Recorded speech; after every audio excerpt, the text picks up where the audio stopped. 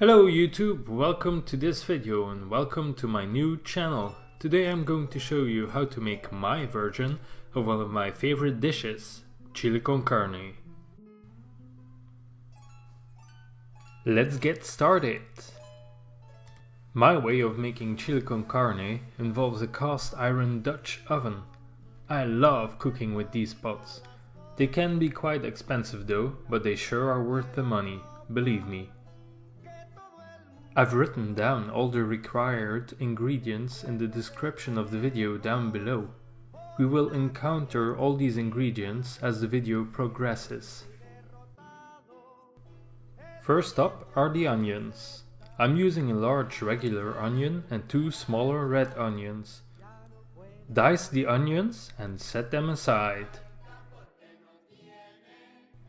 Next up are carrots. I'm using 3 large carrots.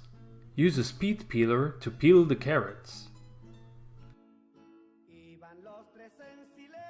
Halve the carrots lengthwise, then halve those parts once more. Chop the carrots into small pieces and then set them aside. A chili con carne, as the name itself says, requires meat. I'm using 3 types of meat for my version of this chili. The first type of meat I'm using is a medium spicy chorizo. I'm going to use half of this chorizo. Cut the chorizo in half, then peel off the skin. Then halve those pieces lengthwise. Chop them up into small pieces like we did with the carrots. The second type of meat I'm using is smoked bacon. I've bought these pieces of bacon like this, but you could go to your favorite butcher and ask for a thick slice of smoked bacon and cut it up into pieces yourself. The third type of meat I'm using is minced meat. This minced meat is a mixture of pork and beef. So with these 3 types of meat we will get a bit of spiciness and extra texture from the chorizo, some smokiness from the smoked bacon, and the familiar flavors of the minced pork and beef. We are now done with all of the most time-consuming preparations for the chili. It is now time to take our beloved cast iron pot and start cooking. Preheat the pot on high heat and add some oil to the pot. Once the pot is hot, add the diced onions. Then add the chorizo. And then add the smoked bacon. Stir well. Allow for the chorizo and the bacon to brown a bit. The olive oil will also change color, soaking up the flavors of the chorizo and bacon. Next, add the minced meat to the pot. Using your wooden spoon or spatula, break up the minced meat. Stir well until the minced meat falls apart into tiny bits and pieces. While the minced meat is cooking, add the carrots to the pot. Mix well and let it cook for a minute or 2, stirring all the flavors around in your pot. Don't let it burn though. Remember, brown is good and black is bad. While everything is cooking, add a small can of tomato concentrate. This is something my mother always does when she makes her famous spaghetti sauce. Add this just as the minced meat looks about cooked. Then stir well and allow to cook for about a minute. Apart from the oil and the other juices of the meat, our chili is pretty dry so far. So next up we will add some moisture. Add a decent amount of passata and mix the passata through the other ingredients. Reduce the heat. I went from a high heat to a medium heat and then I put the lid on the pot. Now I'm allowing the chili to simmer, while I'm preparing the next key ingredient. This key ingredient, which you've probably all been waiting for, is chilies! Grab your chilies, a cutting board and a knife. I'm using 2 types of chilies in this step.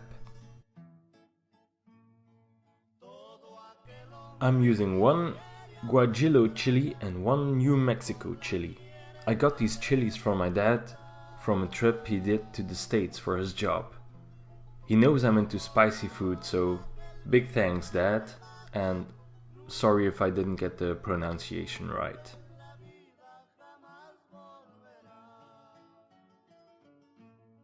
Chop up the chilies. The seeds might jump away, but don't throw them away. We will add the whole chili, seeds included, to the pot. Remove the lid from the pot and add the chilies. Stir well. A chili without chilies wouldn't be a chili.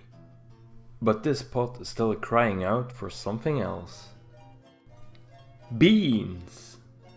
Open up 2 cans of red kidney beans.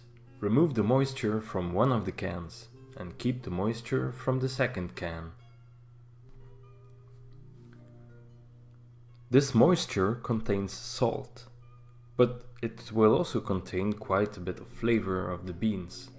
That's why I like to add just a bit of this so-called juice as well. Add all of this to your pot and stir well, then put the lid back on. Preheat the oven to 160 degrees Celsius, which is about 320 degrees Fahrenheit. There's a lot of flavor in our pot already, but we'll need to add some more spices to get it just right. You can add the spices to your pot directly, but I like to use my mortar and pestle to combine the flavors before adding them to the pot. I'm starting off by adding some salt. Not too much, as there's already some salt in the juices from the canned beans, and you don't want to overdo the salt. Next, I'm adding some black peppercorns, which I bought a few years ago during an internship in Cambodia. I'm going to add some already ground cumin. Cumin, for me at least, is one of the most signature Mexican spices.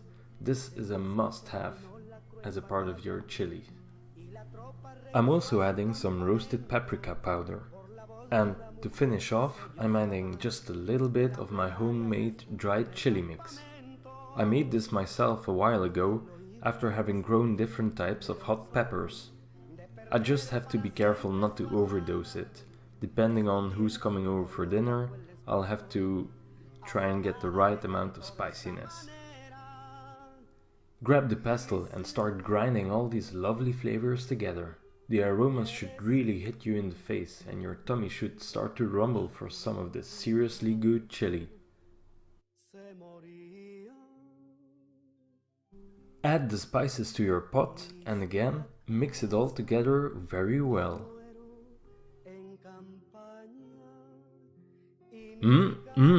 Look at that. Is your tummy also aching to try some of this delicious chili or what?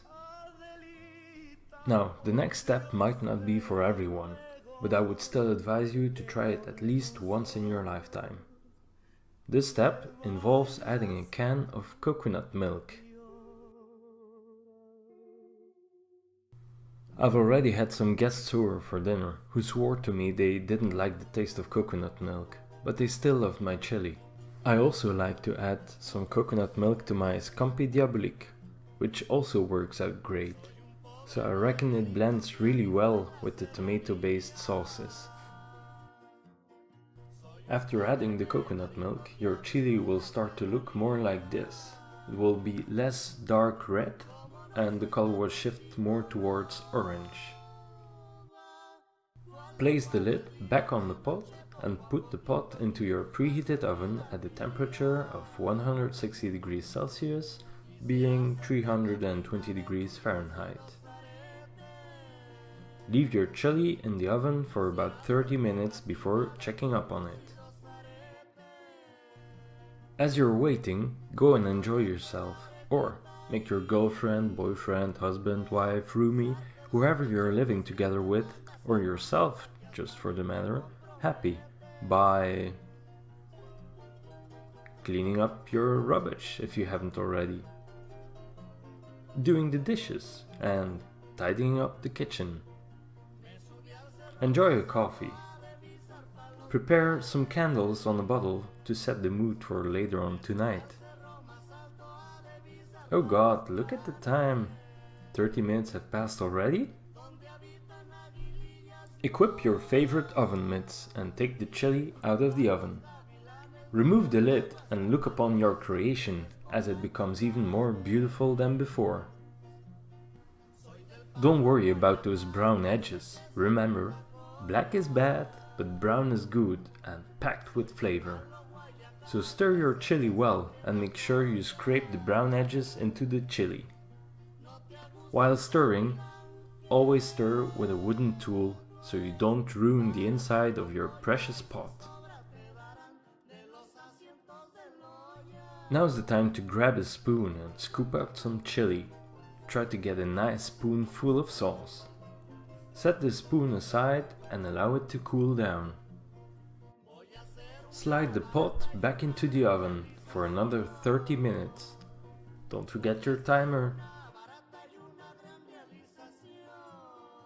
Now, back to our spoon with the sauce. Allow for the sauce to cool down a bit. If it's too hot, you won't be able to taste the flavor of your creation.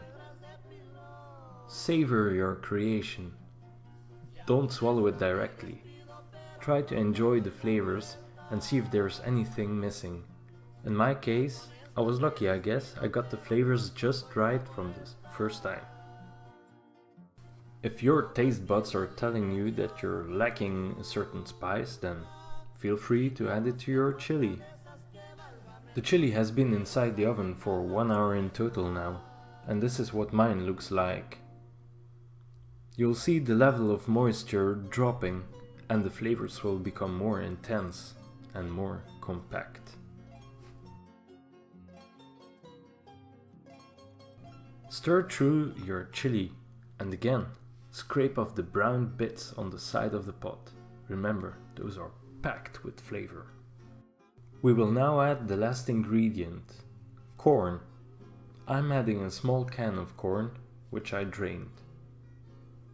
I love the extra color it adds to the chili, and by adding it more towards the end, the corn stays a bit crispier.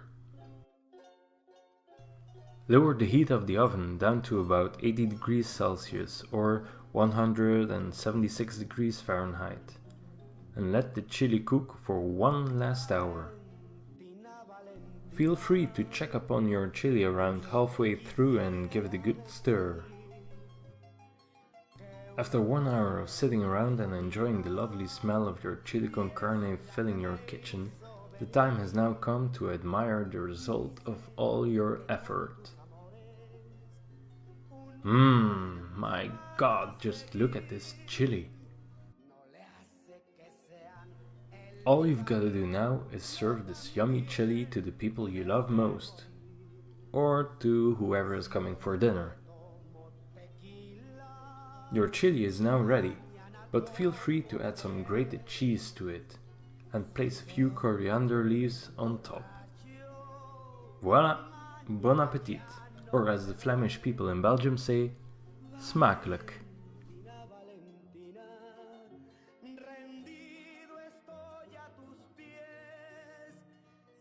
Thank you for watching this video. If you liked this video, give it a thumbs up. This is my second self-made video on YouTube and I hope you enjoyed it. If you have any questions about the recipe or any other questions on your mind, feel free to post them in the comment section down below. I will try to answer them when I get the chance. If you're dying to try this recipe, but you don't have a decent cooking pot, check the link in the description for the cast iron Dutch oven. Thank you all, and I'm hoping to see you here back again when there's more content, which I hope will be very soon. I've added the names of the songs I used in this video to the description, along with the links to the few pictures I used from Unsplash to fill the gaps in this video.